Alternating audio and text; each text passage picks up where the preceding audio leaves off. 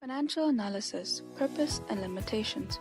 Listed companies publish annual financial statements to provide more accessible information to their relevant stakeholders and potential investors. Financial analysis allows us to understand what the numbers published in these annual financial statements mean. However, all financial analysis is done under the veil that there are certain limitations to the information provided.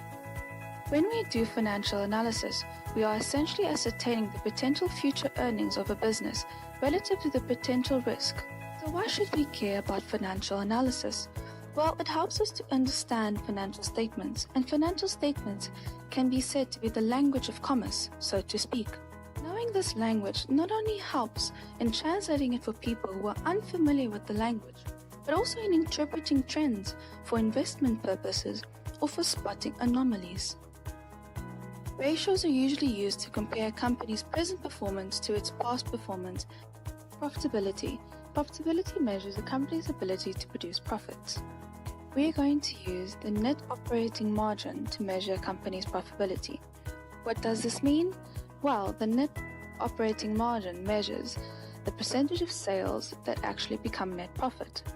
Well, why should one care? Net operating margin indicates how efficiently the company has managed its operating expenses.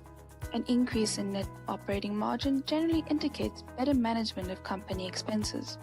This can reveal how well a company is managing its expenses compared to other companies and its previous results. Efficiency. Efficiency measures a company's ability to use its assets and manage its liabilities effectively. In terms of efficiency, the first ratio we will use is the return on total assets ratio. This evaluates how well a company's asset base is being used to generate income. Well, why should we care? This is important because if management is not using its asset base of the company efficiently, then income is not being generated efficiently either, and the company is essentially losing out on income opportunities, both future and current opportunities. The second efficiency ratio we will be evaluating is the working capital cycle. Well, what does this mean? The working capital cycle indicates the average number of days it takes for the company to repay its creditors from the day it purchases inventory on credit. Well, why should we care? This ratio is particularly important as it gives great insight into the efficiency of the company to turn its current assets and liabilities into cash.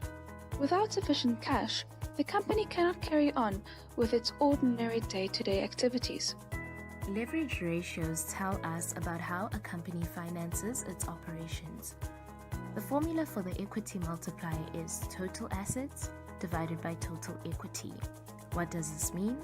A small equity multiplier means that a company uses less debt to finance its assets, whereas a large equity multiplier means that a company uses more debt to purchase its assets. Why should I care?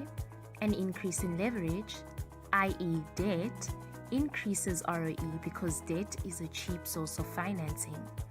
In fact, debt is cheaper than equity because interest payments are tax deductible. However, if a company takes on too much debt, shareholder value can be destroyed and the company could eventually become bankrupt. Return on equity is a ratio that is calculated to analyze the financial performance of a company. It can be calculated by dividing net profit after tax with equity, or the DuPont method can be used. Under the DuPont method, ROE is the product of profitability, asset efficiency, and leverage. What does this all mean? ROE essentially tells us how much profit a company has made with the money shareholders have invested into the business. Why should I care? The greater ROE is, the more value is being created for shareholders of a company. Although ROE is a commonly used metric for value creation, it does have limitations. For instance, many financial managers obtain their year-end bonuses based on the company's financial performance and are therefore tempted to artificially increase ROE. This can be done by writing down more assets, taking on more debt, or buying back shares. As a result, ROE may not always be a true reflection of a company's financial performance. Created using Powtoon.